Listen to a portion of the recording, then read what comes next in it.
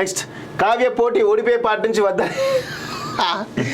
కేసీఆర్ ని మీరు direct literal చంపేటట్టే ఉన్నారు నాకు చూస్తుంటే. యా చూడు అది అదే ఇంపార్టెంట్ ట్యాపింగ్ దొంగలు అబ్బా వందల మంది ఫోన్లు ట్యాప్ చేయించిన మాజీ ముఖ్యమంత్రి కేసీఆర్ ఏం బాగున్నారో ఏం బావుకున్నారో తెలియదు. సొంత మనుషులను పరాయి వాళ్ళలా అనుమానించి దూరం చేసుకున్నారు. ఇప్పుడు ఆయనే ఒంటరి అయ్యారు. అధికారం అంటే బాధ్యత అనే విషయం విస్మరించి తమకు ప్రత్యర్థులే ఉండకూడదన్న ధోరణితో వ్యవహరించడం వల్లనే కేసీఆర్ కు ప్రస్తుత దుస్థితి దాపురించింది. నిన్నటి వరకు ఎన్నికల్లో పోటీ చేసే అభ్యర్థుల కోసం కాంగ్రెస్ బీజేపీలు ఎత్తుక్కునేవి. ఇప్పుడు బీఆర్ఎస్ తరఫున టికెట్ పొందిన వారు కూడా కాడి పారేసి పారిపోతున్నారు. కేసీఆర్ తరహాలో అధికారంతో విర్రవీగిన వారికి ఈ తరహా పతనం ఎదురు చూస్తూ ఉంటుంది. వాస్తవమే. ఫోన్ ట్యాపింగ్ బాధ్యతలు చేపట్టిన అధికారులు ఎంత అరాచకంగా వ్యవహరించారో ఇప్పుడు తెలంగాణ పోలీసుల విచారణలో బయటపడుతోంది. కొంతమంది అధికారులు తాము అధికారులం అన్న విషయం విస్మరించి బీఆర్ఎస్ పార్టీ కార్యకర్తల కంటే అధ్వానంగా వ్యవహరించారు. తెలంగాణ పోలీసులు ఇప్పుడు అదుపులోకి తీసుకున్న పోలీసు అధికారులతో అత్యధికులు ఒకే సామాజిక వర్గానికి చెందిన వారు కావడం గమనార్హం. ఆంధ్రప్రదేశ్లో కూడా ఒకే సామాజిక వర్గానికి చెందిన కొందరు పోలీసు అధికారులు విచ్చలవిడితనంతో వ్యవహరిస్తారు. కామెడీ ఏంటంటే ఈ ఆర్కే పైత్యం ఎట్లుంటే ఇదేమో ట్యాపింగ్ సంబంధించి తెలంగాణ అంశం, ఇక దీనిలో ఈ పైత్యం పెడతారు. ఆంధ్రప్రదేశ్ లో కూడా ఒకే సామాజిక వర్గానికి చెందిన కొందరు పోలీసు అధికారులు అంటే దీనిలో కూడా ఆంధ్ర పైత్యం అనేది చూపిస్తూ ఉంటాడు. ఏడో కడ దాన్ని అసలు ఇది తెలంగాణ గురించి రాసినవా ఆంధ్ర గురించి రాసిన అర్థం కాని పరిస్థితి. ఈ దిక్కుమాల ఫోన్ ట్యాపింగ్ వల్ల తెలుసుకున్న విషయాల ఆధారంగా ముఖ్యమంత్రిగా ఉన్నప్పుడు కేసీఆర్ తనకు ముఖ్యులైన హరీష్ రావును కొంతకాలం పక్కన పెట్టారు. మరో ముఖ్యుడు ఈటెల రాజేందర్ ను పార్టీ నుంచి బయటికి పంపారు. ఈ రెండు సంఘటనల వల్ల నికరంగా నష్టపోయింది కేసీఆర్ మాత్రమే. అది చూడు కొత్త పలుకు కాబట్టి అట్లా ఆంధ్రాని యాడ్ చేసిండు. ఒకరిద్దరి ఫోన్లు వింటే తప్పేమిటి అన్నట్టుగా మాజీ మంత్రి కేటీఆర్ అనడం ఖచ్చితంగా ఆక్షేపణీయమే. ఇతరుల వ్యక్తిగత సంభాషణ వినే హక్కు ఎవరికి ఉండదు. కానీ అద్భుతంగా అనాలిసిస్ చేస్తాడు. కానీ అందులో ఆయన పైత్యం ఉంటది కొంత, ఖచ్చితంగా అది లేకుండా ఉండదు. ఇది ఇంట్రెస్టింగ్ ఉంది.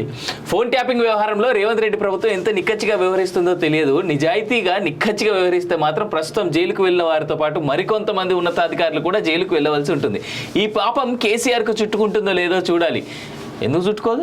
చేసిందే తప్పు. మెయిన్ సూత్రధారే పాత్రధారే ఆయన అయినప్పుడు విచారణ హేతుబద్ధంగా జరిగితే దేశవ్యాప్తంగా ఈ కేసు కేస్ స్టడీ అవుతుంది. కేస్ స్టడీ సంగతి నాకు తెలియదు కానీ ఎన్డీటీవీ, తర్వాత టైమ్స్ నవ్వు, రిపబ్లిక్ టీవీ వీళ్ళందరూ ఆల్రెడీ దీని మీద పెట్టుడు స్టార్ట్ చేసారు స్టోరీలు.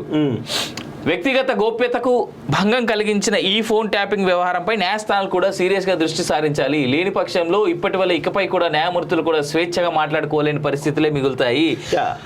ఆల్రెడీ కోర్టుకు సంబంధించినటువంటి సీజేల ఫోన్లు కూడా విన్నారనేటువంటిది వాస్తవం. వాళ్ళని కూడా బెదిరించి గవర్నమెంట్కి సపోర్టివ్గా ఆర్డర్స్ తెచ్చుకున్నటువంటి కేసులు కూడా ఉన్నాయి. ఈ బయటికి వస్తే మనం ఆల్రెడీ వేసినటువంటి కేసులు లేదా కొన్ని కేసులు ఇప్పుడు కేసీఆర్ గవర్నమెంట్లో ఉన్నప్పుడు కొన్ని మేము నోటిఫికేషన్లు ఇస్తున్నామని చెప్పేసి జీవోలు రిలీజ్ చేసేది ఇమ్మీడియట్గా కేసులు కోర్టులలో ఫైల్ అయ్యాయి, హైకోర్టులో. ఎన్ని అంశాలు జరిగినాయి అట్లా. అవన్నీ బయట పడితే కేసీఆర్ పరిస్థితి ఏంది? పాపం మనల్ని బతకనిస్తారా? ఈ ఏజ్ లో కూడా ఇట్లా మొన్ననే తొంటి ఇరిగే మూడో కాలు పట్టుకున్నాడు. అంటే తెలంగాణ ఉద్యమంతో మమేకమై పార్టీని నమ్ముకొని ఉన్న వాళ్ళను కాదని ప్రజాబలం లేని వాళ్ళను, తనకు వంత పాడే వాళ్ళను కేసీఆర్ తన చుట్టూ నింపుకున్నారు. ఫలితంగా బలమైన నాయకులు దూరమయ్యారు. ప్రజాబలం లేకపోయినా కేసీఆర్ మనసెరిగి వ్యవహరించడం ద్వారా లాభపడుతూ వచ్చిన వాళ్ళు ఇప్పుడు ఒక్కొక్కరుగా ఆయన విడిచిపెళ్తున్నారు. వాస్తవం కదా? అనేక మంది ఉన్నారు. కేకే కానీ ఇట్లా అందరూ అదే పరిస్థితి కదా. యా అయితే తన తప్పులను తెలుసుకోవడానికి కేసీఆర్ ఇప్పటికీ సిద్ధంగా ఉన్నట్టు అనిపించలేదు. సిద్ధంగా ఏంది అయిపోయింది. ఆయన ఒక గతించిన ఆంధ్రప్రదేశ్ లాగా గతించిన బీఆర్ఎస్, గతించిన కేసీఆర్ అని చెప్పుకోవడమే చరిత్ర తప్ప ఏముండదు. ఇక ఆయన ఏది ఇంపార్టెంట్ ఈ పింక్ లో రాసిండు, మిగిలిన బ్లాక్ లో రాసిండు. తెలంగాణ బాపుగా పిలిపించుకున్న కేసీఆర్ పట్ల ఇంత జరుగుతున్న ప్రజల నుంచి కనీసం సానుభూతి రావడం లేదు. వాస్తవమైన పాయింట్. అసలు ఫ్యామిలీని ఎవ్వడు కూడా పాపం అంటలేదు, ఎవ్వడు అంటలేడు. మొత్తం ఫ్యామిలీని. కేసీఆర్ కుటుంబం తెలంగాణ సమాజంలో ఇంత వ్యతిరేకత ఎందుకు వచ్చింది అంటే అందుకు ఆ కుటుంబ వ్యవహార శైలే కారణం. ఎవరిని గడవలే, ఎవరిని దగ్గర రాని, ఎవరిని చూడలే, ఎవరికి అపాయింట్మెంట్ ఇయ్యడే. వీళ్ళ సంగతి దాకా వదిలే. పిఏలు డ్రైవర్లు కూడా ఎవరికి అపాయింట్మెంట్ ఇయ్యలే, మా వినతి పత్రాలు తీసుకోలే ఎవడు. అరే ఫోన్ ట్యాపింగ్ పుణ్యమాని తెలంగాణ సమాజంలో వెలమ సామాజిక వర్గం ఇవాళ దోషిగా నిలబడాల్సి వచ్చిందంటే అందుకు కేసీఆర్ మాత్రమే కారణం. గుప్పెడు మందిని ప్రోత్సహించి మొత్తం సామాజిక వర్గానికి నష్టం చేశారు. రాజకీయాల్లో ఉత్థాన పతనాలు సహజం అంటూ చూస్తాం. నిజంగా కూడా ఆర్కే అద్భుతంగా రాస్తాడు ఈ కొత్త పలుకులు. అందులో కొంత పైత్యం ఉన్నప్పటికీ కూడా ఇది మాత్రం కంప్లీట్ నిజంగానే మొత్తం ఇవాళ రావులు ఐ మీన్ వెలమాలు అనేటువంటి మాట ఏడైనా దూరం పెట్టురు ఆడు ఆడు ఆడు మా కేసీఆర్ గారు. వాస్తవం కూడా చాలా మంది నాకు వెలమ సంబంధించిన ఫ్రెండ్స్ చాలా మంది ఉన్నారు. వాళ్ళు మా కేసీఆర్ గారు లాగా కాబట్టి మొత్తం మమ్మల్ని లైట్ చేస్తారు. అది మొత్తం మేమేం చేసినామే అందరికి ఎందుకు చూడుతారు, వాళ్ళ కుటుంబం కూడా చేస్తే మమ్మల్ని ఎందుకు చూడుతారు అని చెప్పి పాపం బాగా ఫీల్ అవుతారు. ఉండదు కదా, అంటే మొత్తం మామిని వేస్తారు ఫీల్ అవుతారు పాపం వాళ్ళు కేసీఆర్ ఇచ్చినటువంటి చిల్లర పనుల వల్ల. రేపు పొద్దున వాస్తవంగా మనం మాట్లాడుకుంటే కేసీఆర్, కేటీఆర్ లేదా ఈ కల్వకుంట్ల ఫ్యామిలీ చేసినటువంటి అరాచకాలన్నీ పూర్తి స్థాయిలో గనక బయట పడితే ట్రస్ట్ మీ వెలమ సామాజిక వర్గాన్ని ఈ తెలంగాణ సమాజం పూర్తి స్థాయిలో వెలేసినా కానీ ఆశ్చర్యపోవద్దు, బాధపడద్దు. ఇది జరగబోతున్నటువంటి రోజులాగా ఉంది. అధికారంలో ఉన్నప్పుడు మీడియాను భయపెట్టి లొంగ తీసుకున్నారు. ఇప్పుడు భయానికి అలవాటు పడిన మీడియా ప్రభుత్వంలో ఉన్నవారిని కాదని కేసీఆర్ కు అండగా ఎందుకు నిలుస్తుంది? కర్మ మనల్ని వెంటాడుతోంది. 80,000 పైచీలకు పుస్తకాలు చదివానని చెప్పుకునే కేసీఆర్ కు ఈ విషయం కూడా తెలిసే ఉంటుంది. కాకపోతే కర్మ వెంటాడుతుంది, అనుభవించాల్సిందే. కర్మ అనేది boomerang. Karma is a bitch. It will come back. నువ్వు ఏదైతే చాలా మంది చెప్తుంటారు, నువ్వు ఏదైతే ఇసిరేస్తావో అది తిరిగి వస్తుందని. సో ఇవాళ అది తిరిగి వచ్చింది.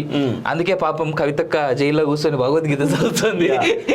Police to political phone tapping case దర్యాప్తులో కొత్త కోణం. అసెంబ్లీ ఎన్నికల సమయంలో నగదు తరలించామన్న రాధాకిషన్ రావు ఎవరి కోసం ఎవరికి అందేశారు?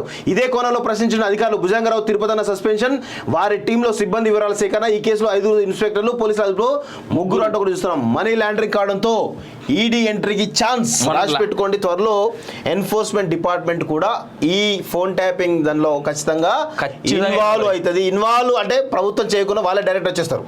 ఇది సుమోటోగా సుప్రీంకోర్టు కూడా తీసుకోబోతుంది అనేటువంటిది మనకున్నటువంటి సమాచారం. ఒకవేళ అది కానీ జరిగిందంటే అయిపోయాయి. రేవంత్ రెడ్డి సుప్రీంకోర్టు సుమోటోగా తీసుకుంటే మాత్రం ఈడీ, ఐటీ, సిబిఐ అన్ని దర్యాప్తు సంస్థలు ఎగబడితే నాకు తెలిసేదే. దీనికి కారణం కూడా ఉన్నది. ఎందుకంటే ఇది ఒక కామన్ మ్యాన్ కి భారత రాజ్యాంగం కల్పించినటువంటి 2 రకాల స్వేచ్ఛల్ని హరించేస్తుంది. ఒకటి తనకున్నటువంటి పర్సనల్ స్పేస్, రెండోది ఏంటంటే తనకు తెలియకుండా తన స్వేచ్ఛని ఆల్రెడీ హరించేసింది ఏ పని చేయకుండా.